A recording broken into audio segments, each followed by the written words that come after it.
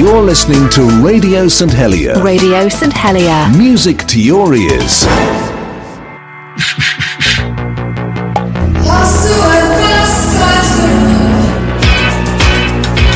Dreams are made up. Now I've come back again.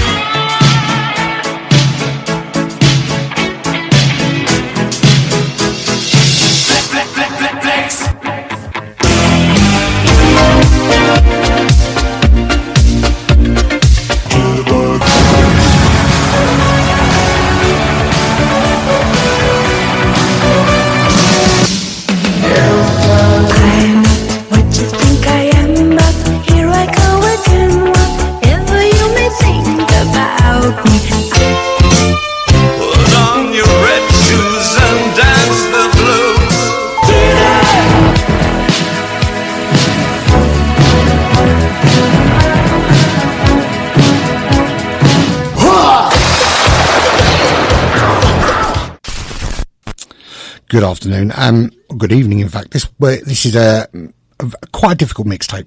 We're going to slow things down a bit and hold space for a story that really matters.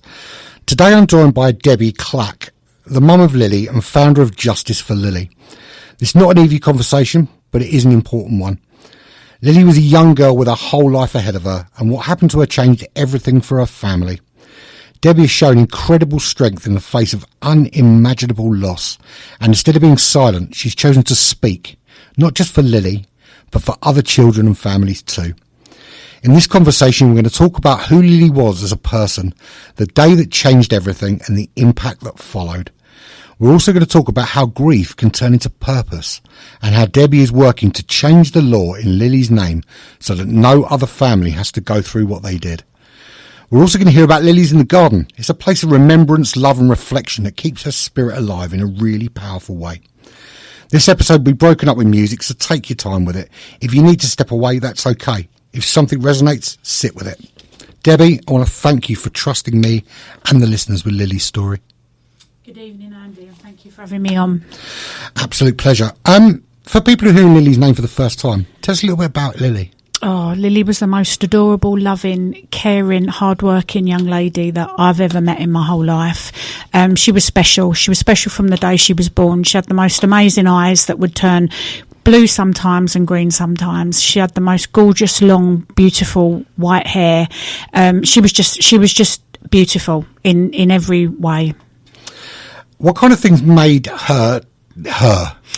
She was so loving and caring and special. She would go above and beyond for absolutely everybody. She would give you, the clothes off her back if you needed them. She would share her clothes. She would share love. She was a shoulder to cry on. She was somebody to laugh with. If you were sad, she would cheer you up. If you needed a cuddle, she would give you a cuddle. If you needed money, she would give you money. She just wanted to be loved. Like an amazing, an earth angel. An earth angel. She was an earth angel. What do you hope people most remember about her? Oh, just being that special little girl, she was 22, but of course she's always going to be my baby. So, they never stop being your babies. She was a little girl in a young lady's body, We would laugh, we would dance, we would sing. She would always use a fist or a hairbrush, and she was always dancing and always singing. Her nails were always immaculate, her eyelashes were spot on. Just, she was one of the boys, but one of the ladies, she was an amazing young girl. We're going to talk into what happened to Lillie, but we're going to play this first. It's Dancing in the Sky. Yep.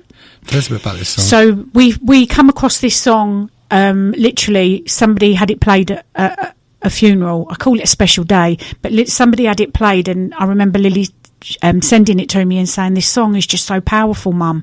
And we both listened to it and we cried listening to it. So when I was arranging Lily's special day, it had to be this song. So this was a song that I had played on Lily's special day. Tell me, what does it look like in heaven? Is it peaceful?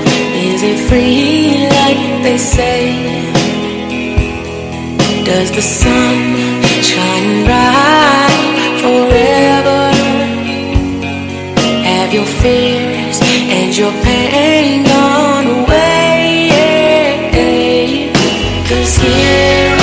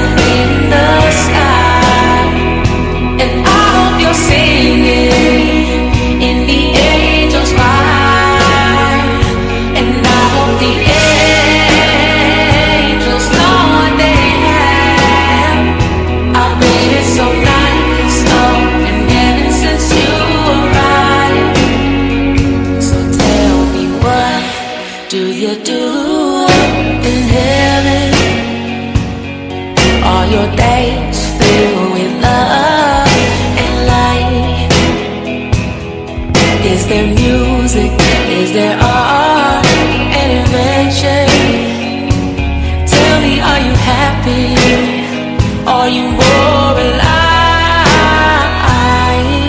'Cause here on earth it feels like everything good is missing since you left. And here on earth everything's different. There's an emptiness. Oh, I hope you're dancing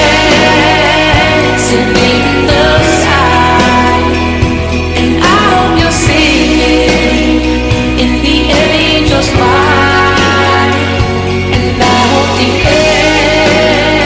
angels know what they have.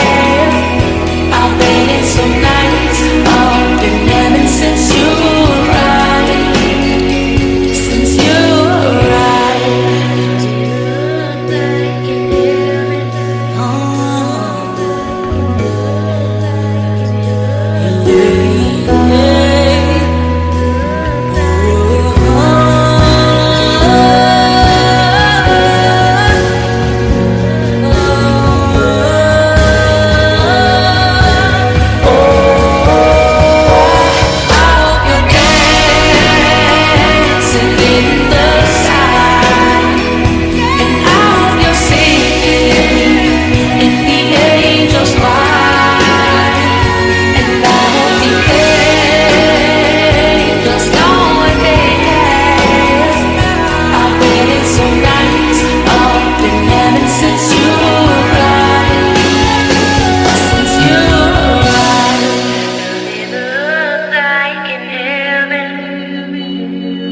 Is it peaceful?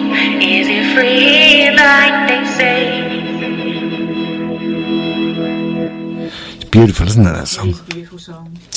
Now, as much as you're comfortable sharing, can you talk us through what happened to Lily? Yeah, of course I can.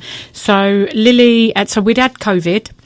We'd lost my dad the year before, not to COVID, to cancer, and my dad was Lily's idol. My dad and my mum helped me bring my two up, Lily and Michael, and we lost my dad. So for a whole year, we didn't do anything. Lily didn't go out. Lily, and we had COVID, so kids was not allowed out. I say kid, she was 22, but I'll always say kid or baby. It was her birthday in the November. Now, my dad had died the previous year on Lily's birthday, so she didn't have a birthday or a Christmas that year. So this year, it put us in and out of lockdown, if you remember, and she'd been in lockdown again for her birthday, November the 9th. And they released tickets for Winter Wonderland, and she said to me, like, my friend's got tickets for Winter Wonderland, can I go? And I said no. I said we'll spend it with the family like we always have, and because we'd lost my dad and things were very different at home, with my mum and whatnot, I'd said, look, do you know what, we're going to have Christmas at home this year. Me, Lily, my son Michael, Lily's then boyfriend Jack, Jack's sister was coming round, Lily's best friend Lauren and Lily's two godchildren were coming round, and we was all having Christmas at my house. So I said, right, you can go out, but you must be in early, because I'm not doing Christmas on my own Christmas Day. You've got to help me get the dinner ready, you've got to help me get everything. She went, no, I promise I will. So she went off to Winter Wonderland, all dressed up, beautiful, new coat, the fur thing on her head that they wear. She looked $1 million. New fur coat, new shoes. I took her to Malden Station, and she went up to London. 2 hours in, she messaged me. She said, Mum, I've got no ID. And I said, no, it's here. I've just found it on the drive. They wouldn't let her in. So she said, I said, Lily, come home. I said, I've got a really horrible feeling. Come home. You ain't meant to be in Winter Wonderland today. Come home. Go to a local pub. I know where you are then. She went, yeah, we are. We're on our way home. On her way home, she'd bumped into a couple of friends. So the four of them got off the train at Malden and went into Ganley's, into the bar at Ganley's, very early. So I was having a lovely time, sending me photos, laughing, singing, dancing, doing what you're meant to do, age 22 on Christmas Eve.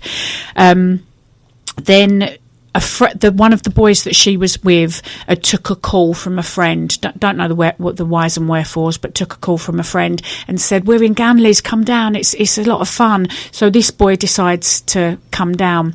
When he arrives at the bar, he has the driver with him. Unbeknown to the four that are in the bar, these two have been in a pub all day. So Lily and her friends didn't know that. The only boy that knew that was the boy that was with him. I'm not going to say his name, but his initials are CS. Anyway, so they come out, but the bouncers wouldn't let them in, wouldn't let the two boys in, and by now it's like 11, half 11, so they'll say, do you know what, we're all going to go home now. So they all come out the bar, they hug and whatever, and this boy says, we're going to give you a lift, give you a lift home. The kids at first say no, and he says, no, look, come on, I'll give you a lift home. So they do, they get in the car. The second they are in the car, he does a wheel spin to come out of the road, and instantly the four say, stop, we want to get out. So he laughs. The boy in front says, no, it's all right, he's got this. They carry on going. Lily's trying to get her seatbelt on, can't find the seatbelt. Stop, you need to stop the car. As she turns around, she sees a police car behind her. Pull over, there's a police car behind you, flashing lights. So he pulls in Malden High Street. As he pulls in, so does the police car. He obviously got a little bit scared. He pulls out with Lily in the back of the car. Didn't let her out the car. Turns around the one-way street and goes back up Malden High Street. In the back is Lily and the two boys screaming, begging to stop the car. Stop the car, 'cause, we want to get out. Stop the car. They continue to scream. They continue to beg. He goes faster and faster. At one point he turns around and says, shut the F up. Carries on going. Petrified, absolutely petrified.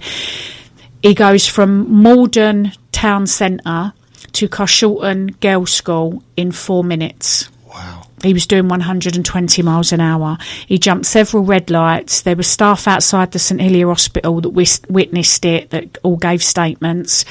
At Carshalton Girls' School, the police lost him. They didn't know what way he went. So the police turned around and went back to Wimbledon. He carries on going. Although there was no blue lights behind him, no headlights chasing him, he still keeps going. We're not sure at this point if Lily had already been knocked out, because the people that were in the car they just recall Lily's head being down in her lap. He then goes to Carshalton Beaches and goes across the humpback crossing. All four wheels take off. He goes over there between 70 and 80 miles an hour. All four wheels come off the road and he flies across the road. He then plumps the car back on the main road. It hits the verge, hits a tree and flips over, and that's where the chase stops. The two boys in the back got out, and people from the houses around came out, because obviously you can imagine there was a lot of noise. The houses tried to help the others get out the car, but Lily was stuck in the back. The police came, the ambulance came, and they all tried to get Lily out. They got Lily out. She was sedated on the road because her blood pressure was dropping by the second. So they sedated her on the road and they got her to hospital. Amazingly, and I'll always believe in a little slight miracle, one of the first people on the scene was the vicar from the Church of the Good Shepherd, and he stayed with Lily and he prayed and he tried to get the others out of the car, and it was the vicar that christened her. It was the vicar. So they got Lily to hospital. We got a knock on the door at 2:45. I thought it was Lily. I thought she'd lost her key. And it was two police officers, and they said, are you the mother of Debbie Clack? And I said, I am. Where's Lily? And they said, we need to get you to the hospital. She's been involved in a car crash. And I said, no, she ain't. Her car's there. She went by train. I said, she was in Malden. What are you talking about? And he said, madam, you need to put some shoes on. You need to come with us. When I looked up, I could see my son, who's 2 years older than Lily, standing at the top of the stairs. And I will never, ever forget his face. We literally run out the house in our pyjamas, no shoes on our feet, walked out, run out the house. The police car got us to the hospital.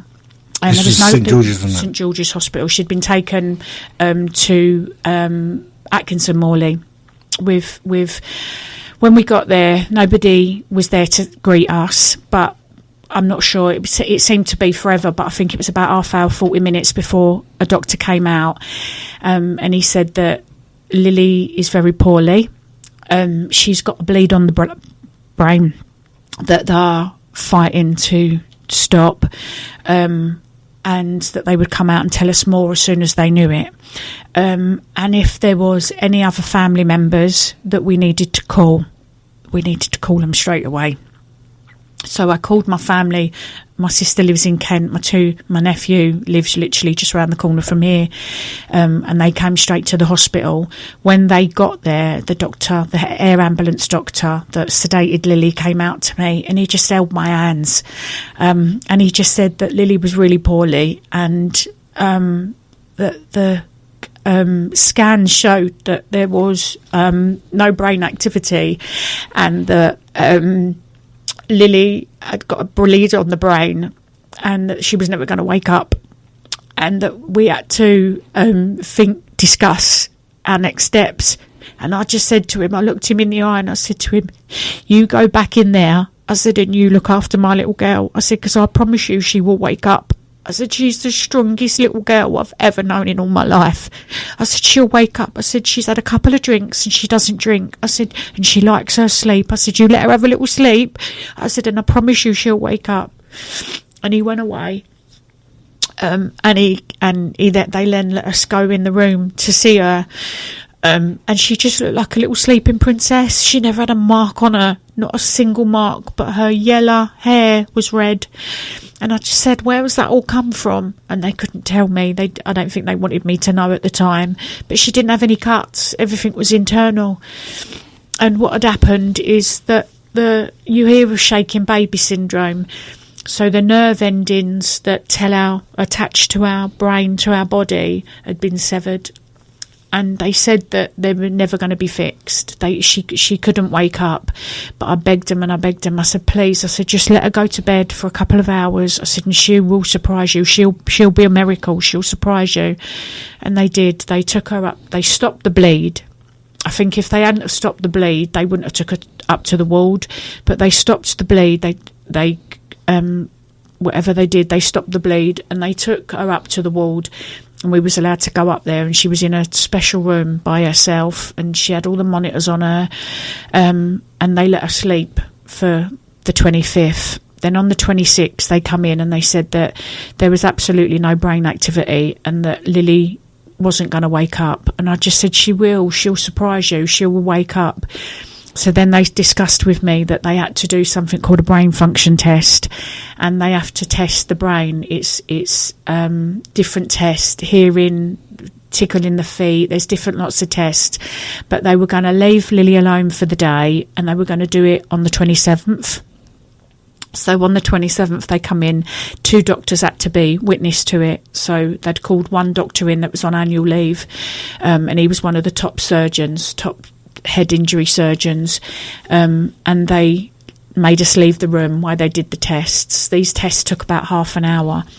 They then came back down to the room and they said that there's no brain activity, and they legally have to do the test twice, and would we like to be in for the second one? So me and my son said yeah. So we went down with them and they started the second test, and as they started the second test, her lungs collapsed.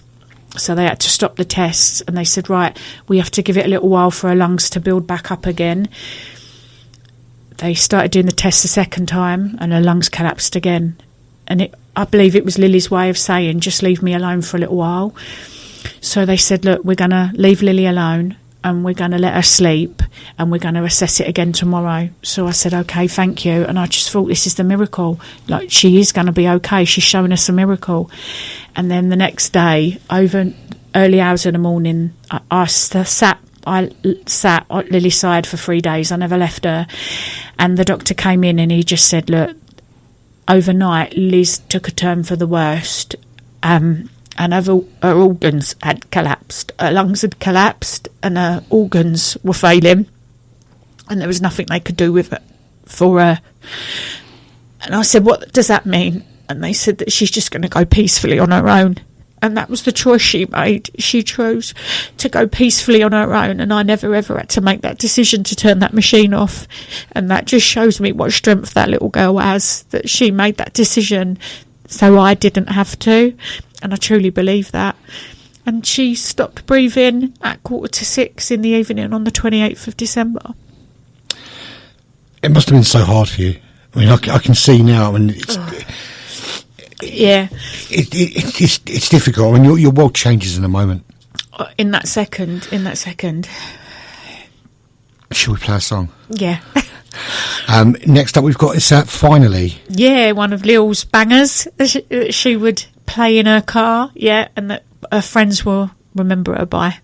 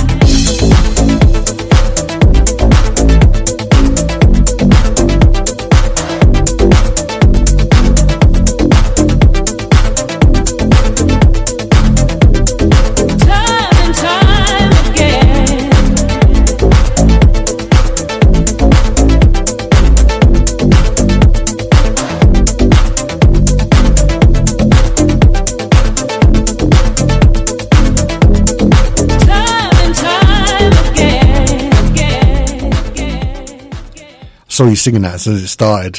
I can imagine her in her car bopping her head to that. Yeah, a little white car. What did she have? A little Polo. Yeah, only a little 1.1. She used to say, Mum, I can run faster than that, so that's all right. You don't need to go no faster than 20. And it saves your legs. Yeah. Now, Justice for Lillie. Yes. How did it begin, and what made you decide to speak up publicly? Because you can see how hard it is to talk about it. Yep. What made you decide to not just kind of try and get over it, but to make it public? In the end of January, beginning of February, we got a text message to say that Lily's killer has been seen in the area and he was driving. So straight away I contacted my liaison officer and I said to my liaison officer that Lily's killer is driving and this is the registration of his car. He came back and he said, yeah, he's allowed to drive. And I said, what? And he said, he's allowed to drive. I said, how is that even a thing?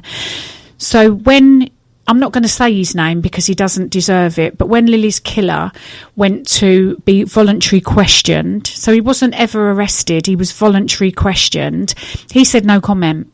I said, was you the driver of the car that killed Debbie Clack? No comment. Is your name so-and-so? No comment. He said no comment.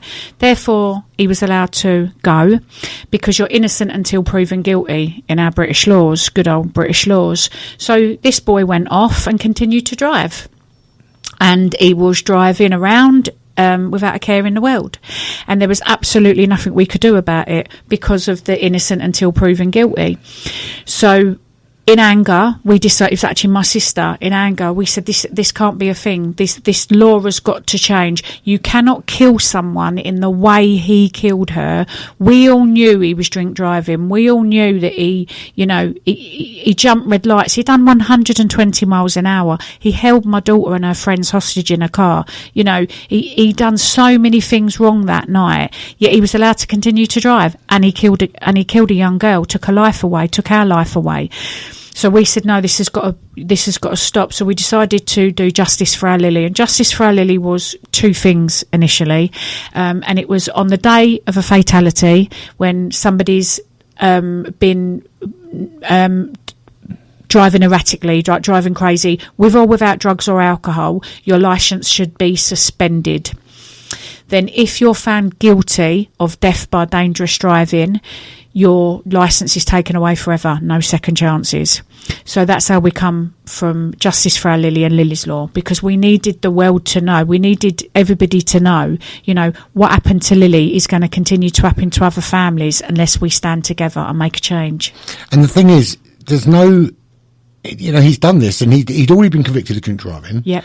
He's got his licence back, carried on driving, and then killed someone, and then carries on driving again. Yeah. So there's no punishment for him. Very sadly, we didn't know in the beginning anything about this boy, but we found out at the Old Bailey a year later that this was his fourth drink drive offence. So this kid was 23 years old, and he had 3 previous drink drive convictions, and then he killed my daughter on the fourth. Sorry.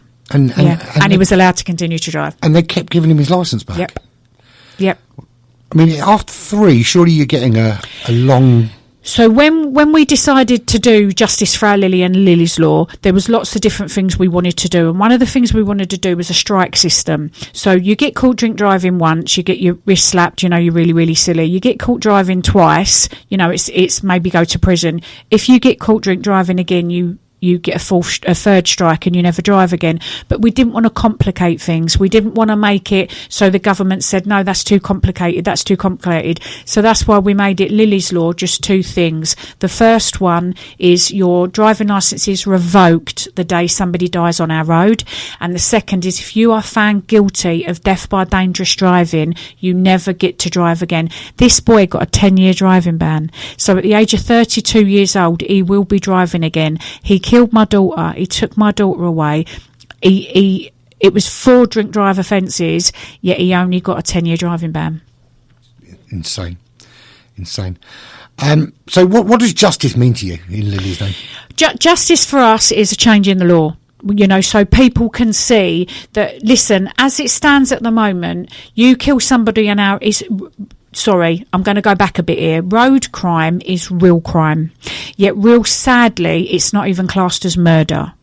So you can pick your car keys up, you can put them in your pocket, you can go down the pub and you can have 3 or 4 beers, you can drive your car home, you can kill someone. It's not classed as murder. If you're only doing 32 miles an hour, it'd be careless driving. If you're doing 110 miles an hour, it'd be death by dangerous. This boy got 10 years for killing my daughter, of which he'll only serve 5 in prison. We sadly knew of so many people where there was a young girl, I don't really want to say her name because I don't think it's fair on the family that I say it, but a beautiful young girl. She was a mum of 2. She got run over and her killer was drunk. He went home and then handed himself in the next day. I don't know the whys and wherefores about it. He got 18 months. That beautiful girl's got 2 babies. Them babies haven't got a mummy anymore. He got 18 months. The mind boggles, doesn't it? Yeah. Yeah. What are the biggest obstacles you faced when you started asking for accountability? So accountability for Lily's, or just as justice for Our Lillie. For accountability for the whole thing, really. Well, so believe it or not, a couple of people have said to us that they don't think people should have their driving licence removed because we can all make mistakes. A mistake is when you knock a glass of water over. A mistake is when you, I don't know, knock somebody's arm as you're walking down the road. You know, that's a mistake. You should have maybe not done it. You know, jump in several red lights at speeds of 120, holding somebody hostage, running away from the police, failing to stop. It's not. You know, it's murder. It's murder. If somebody kills somebody with a knife and they've took that knife out their kitchen drawer, they're going to do 25 years because it's premeditated. What's the difference if they take their car keys out, put them in their pocket and then drive home? Is that not premeditated as well? Do you not know that possibly you could hurt somebody or possibly kill them? It does seem to be a kind of double standard, doesn't it? Yeah. Yeah. Should we play another song? Yeah, thank you. So we've got Love Story, Leo and Bushwhacker. Again, these are just songs that Lil would play. That, in fact, I asked her brother. The last one we played is what her brother always thinks of her when he thinks of he hears a song. And these are ones that I said to her, 3 of her very close friends. Give me songs what remind you of Lily, and all 3 of them gave me this one. So.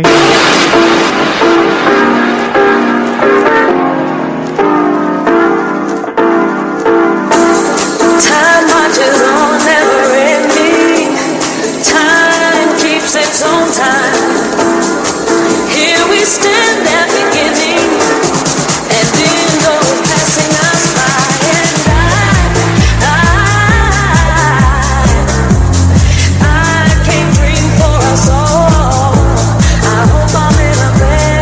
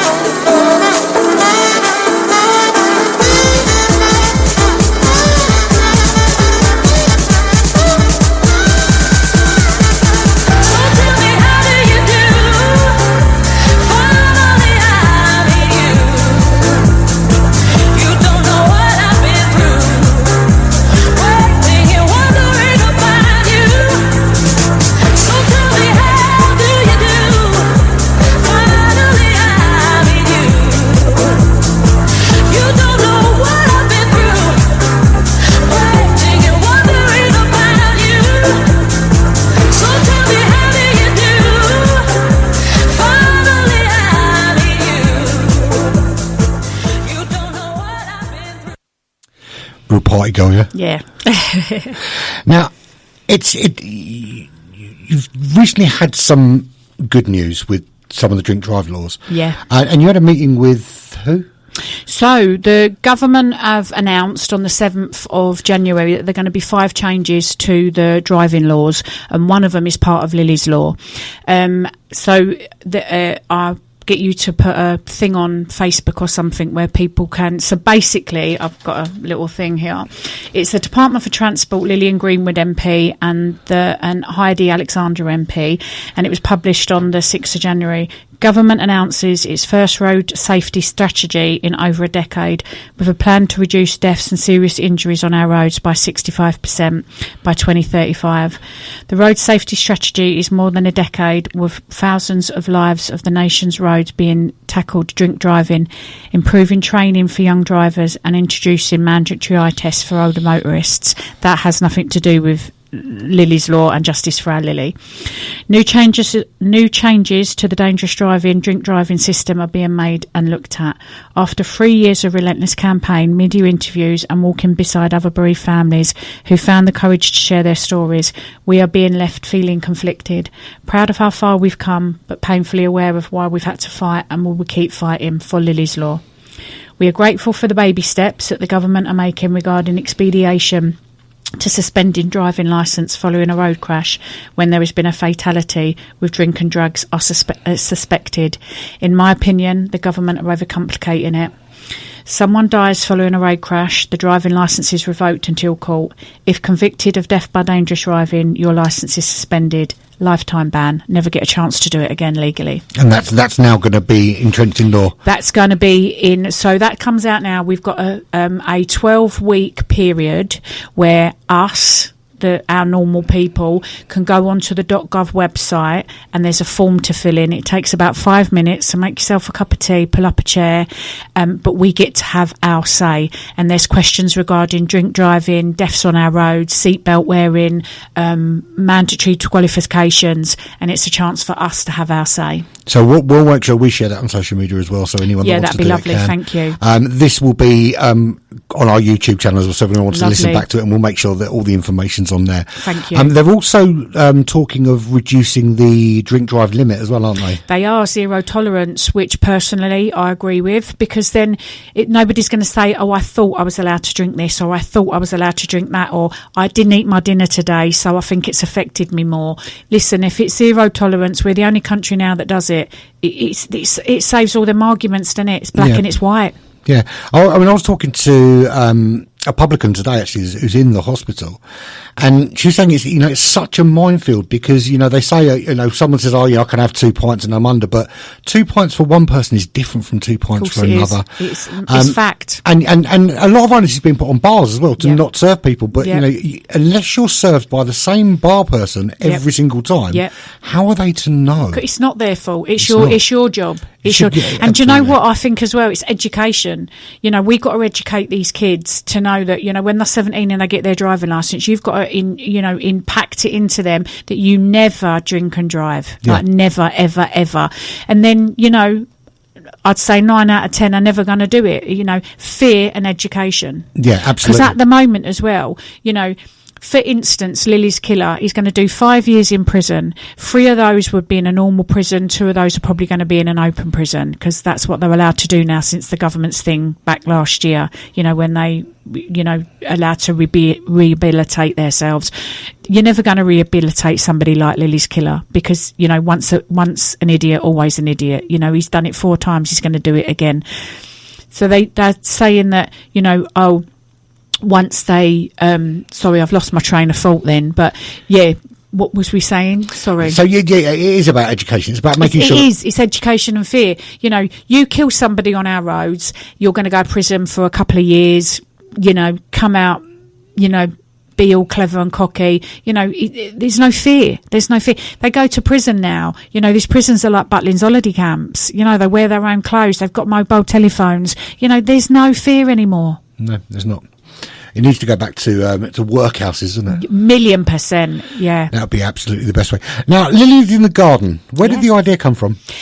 two things. So Lily always wanted a tea room. Lily always wanted a tea room, and we spoke about it on loads and loads of times. And we always said that when Lily met a lovely young man and she had children, I always wanted to be that nan that collected the kids at the school gate. I like, no one else is going to look after my grandchildren.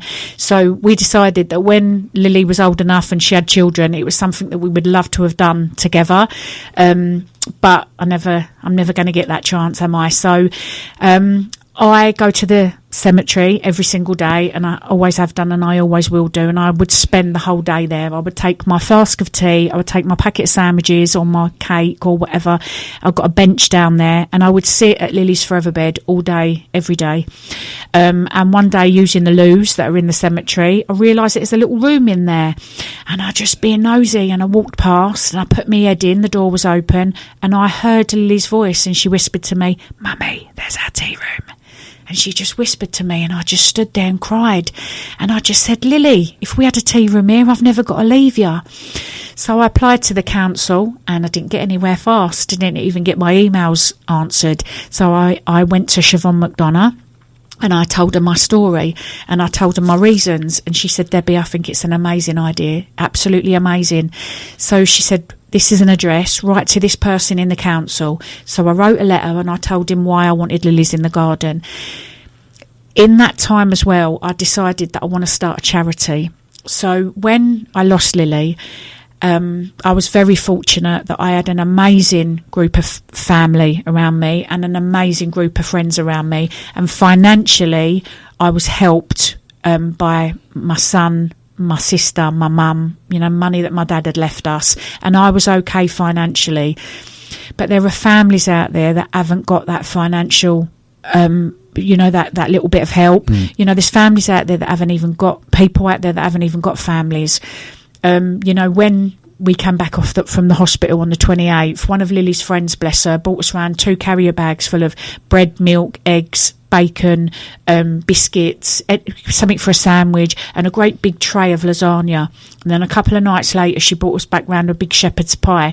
And I said, I want to be able to do a charity. I want to be able to do this for people that have just spent a couple of days in hospital or by their loved one's bedside. They've come away without their loved one. They don't want to go to Tesco's. They don't want to go shop. They don't even want to cook. So let's do that for them. And then let's go the extra mile. Take little hampers round to them. And what if they haven't got any money? Let's get enough money behind us that we can help people lay their loved ones to rest without a financial burden. Because, listen, there's so much mental health, in the world now. It's going to be a little bit more. So anything we can do, and that's when I decided to start the charity. So hand in hand with the tea room comes the charity, and the charity is called Eyes Wet Now, Lily's Legacy.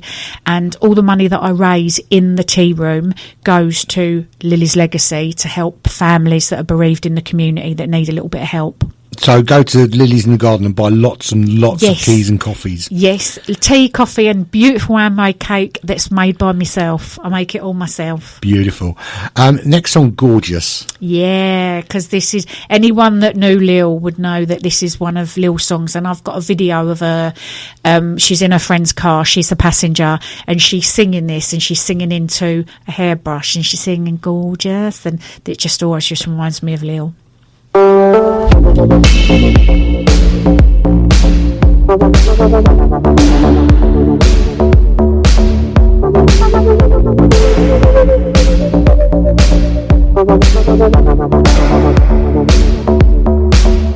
might be better off without you. There's too many people around you, and all these vultures that surround you, they don't know a thing about you. You're so gorgeous, 'cause you make me feel gorgeous. Ooh, you're so gorgeous, 'cause you make me feel gorgeous. Nobody understands you. You ain't nothing they can handle. Every man you put your hands on, you make him feel so goddamn handsome. And I feel ooh so good whenever you're around. I feel ooh so good.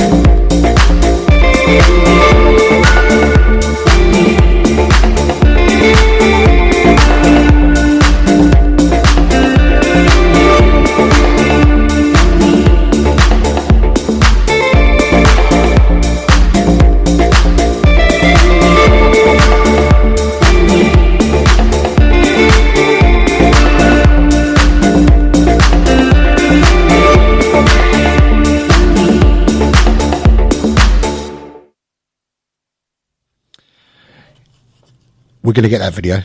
Yes, yeah, it'd be and we'll put it on lovely. YouTube. Now, what do you wish people better understood about cases like this? I think for us as a family, we never knew that these laws existed. We didn't know that you could kill somebody and be handed your car keys back the next day. I didn't know either. No, and do you know what? We've got nearly 42,000 signatures on our Justice for Our Lillie page, which is Justice for Our Lillie. So it's www.change.org/Justice for Our Lillie. But I'll give you that, and then maybe you can put the links on, share it. because we still need signatures. You know, the government have said don't stop here. We still need them signatures. We still need your voice. And like I say, we didn't know it was such a law, and I'd say probably most of the nearly 42,000 have said the same. We didn't know that was a law. We didn't know that you could kill someone and continue to drive. It doesn't make sense, does it? It doesn't make sense. It doesn't make sense. And you know, you have a dog and your dog bites someone and they die. Your dog's gone. Yeah, of course. There's no. Sadly, there's computer fraud. If you get done for computer fraud, you're probably going to go away for about 13 years. You're never allowed to you're never allowed to have a computer again, and they do spot checks. If you kill somebody with a knife, they don't say to you, right, keep hold of that knife, because when you go to court in 2 years, if it's you, we'll take it back again. What's the difference? If you do something wrong in your job, you get suspended. Right, pending an investigation. This is the same. You know, you do something wrong, your licence should be suspended pending that investigation. Yeah. If you're found to be guilty, you lose your job. So therefore, you should lose your driving licence. Driving is a privilege. Driving is a privilege. You should lose that privilege when you take somebody's life. And it's so expensive. Why would you want to risk everything? It doesn't make sense to me. We all rely on our cars for so much. You know, either mummy or daddy drives. You know, in the family at least one person drives. You take that car away, you're taking practically their life away. If you know that there's going to be a bigger thing at the end, so like you lose your licence, you'll never be able to drive again, you know, you're probably not going to be able to get a job. In many cases, lose your job. Again, it comes down to fear and education. So let's just start thinking about a bigger picture. You know, we did say as well about, making getting 25 years, because at the moment, when Lillie was killed, the maximum for death by dangerous was 14 years. Because her killer pleaded guilty a whole year later, he was reduced to 10 years. Because it's 10 years and under, he'll only do half, so he'll only serve 5 years in prison. In June of 2023, the law changed and it went up from 14 years to 25 years. In that time, no person has been given the 25 years yet, and we've heard some awful stories of drink driving, drug driving, dangerous driving, like awful stories, and no one has been given 25 years. You know, come on, government, sort it out. It's crazy, isn't it? Debbie, thank you. Thank you. And I'm sorry that, it's a difficult subject. But I hope that we can kind of galvanise people to support it and get this law changed. Yeah, please. Yeah, we're going to finish with a beautiful song. Yes. Tell us about this song. So this is Whitney Houston, and this is a song that just reminds me of Lillie, because Lillie was a powerful woman, and I think the words to this song are Lillie, and this is what I had played at a special day. So I just think this is Lillie. If you have been affected by anything we've talked about, do reach out. There is plenty of people to speak to. If you're in the hospital, reach out to the chaplains. If you're not, there's plenty of people you can call. Make sure you speak to someone.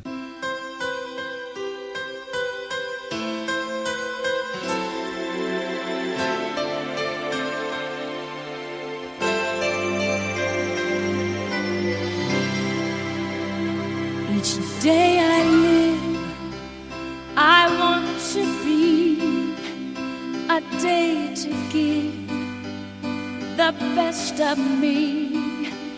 I'm only one, but not alone. My finest day is yet unknown. I broke my heart for every gain. To taste the sweet, I face the pain. I rise.